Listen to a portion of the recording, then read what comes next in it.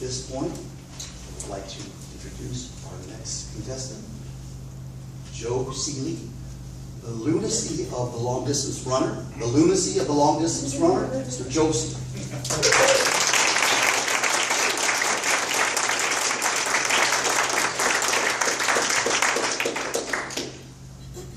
Mr. Toastmaster, fellow Toastmasters, honored guests. Where are your shoes? I get asked that a lot. It's a fair question.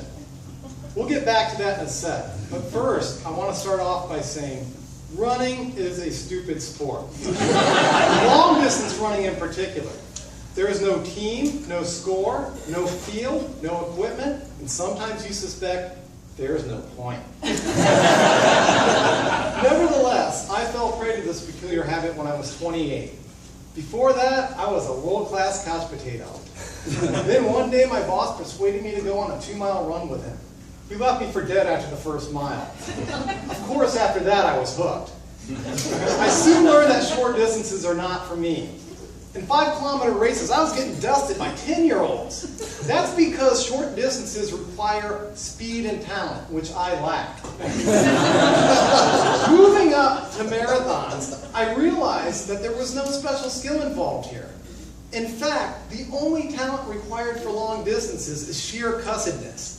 The inability to stop when your entire body's yelling at you to give up. So I stuck to marathons. Now, marathoners are crazy. I think they all have OCD.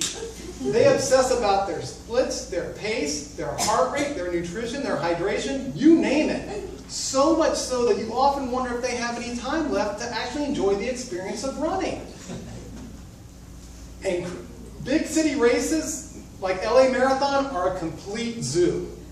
Over 20,000 sick and twisted souls packed together like sardines at Dodger Stadium waiting for the starting gun.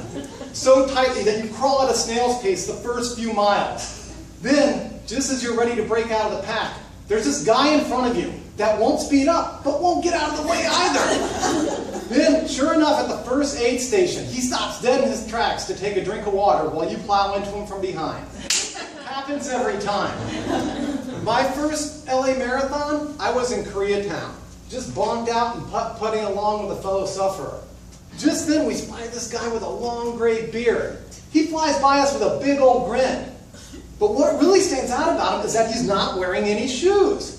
Here's this gray Adonis running through the hypodermic needles and broken glass down without shoes.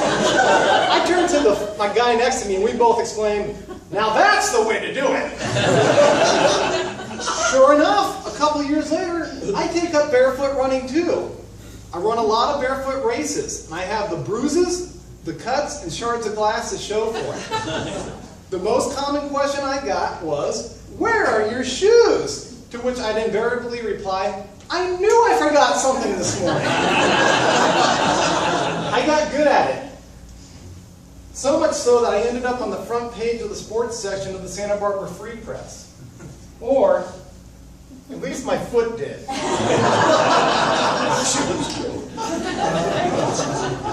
After running barefoot races for a few years, a buddy said to me, "Let's do a trail run." I soon learned that trail run is code for ultra marathons. An ultra marathon is any race that's greater than 26.2 miles and often involves rocky and hilly terrain. I had no idea what I was getting into, and my first ultra completely knocked the snot out of me. When I eventually crossed the finish line, I shouted to no one in particular, "I'll never ever do anything like this again."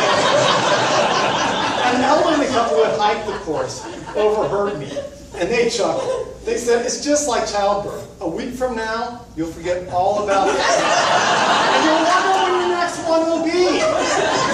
Unfortunately, they were correct. So I gradually worked my way up from 50-kilometer to 50-mile to 100-mile races. Any idiot can run a marathon. It's true. But it takes a special type of stupid to run 100 miles. Now, each of these admittedly were a big achievement, but lest pride puff you up, there is opportunity lurking around every corner of an ultra to be humble. Just last month, I ran what I considered was the best ultra of my life. I was rather pleased with myself for having such a strong finish. Then, very shortly before the finish line, I caught up with this young woman who was complaining, "I'm running really slow today, but I did just have a baby 8 weeks ago." Ultra runners, they're on their own page. Y'all remember that Sesame Street song, "One of these kids is doing his own thing"? They're all that one kid. I've seen them run wearing bunny ears, leprechaun outfits, even wedding dresses. Perhaps my favorite is the running jester, who travels the country running 100-mile races dressed as a jester, complete with cap, bells, and staff. This to show I'm not making this all up, here are a few pictures. First, next, here's one. Finally, here's me with a running jester in the San Diego. Not only do our long-distance runners, a bit out to begin with, they run in crazy conditions. Freezing snow, blinding rain, desert heat soaring well into the hundreds, just to add to the joy of the experience. This makes you ask, why do people run these long distances? The funny thing is, runners themselves can't tell you. Is it fun? It's been described as type 2 fun. Fun that's enjoyable after the fact. You start off a long-distance race filled with high hopes. Then about 3/4 of the way through, you can barely put one foot in front of the other. You're hating life. Something I've said at this point. Why didn't I take up cross-stitch instead? But then you remember that you told far too many people you were going to run this. Somehow that gives you the resolve to carry on.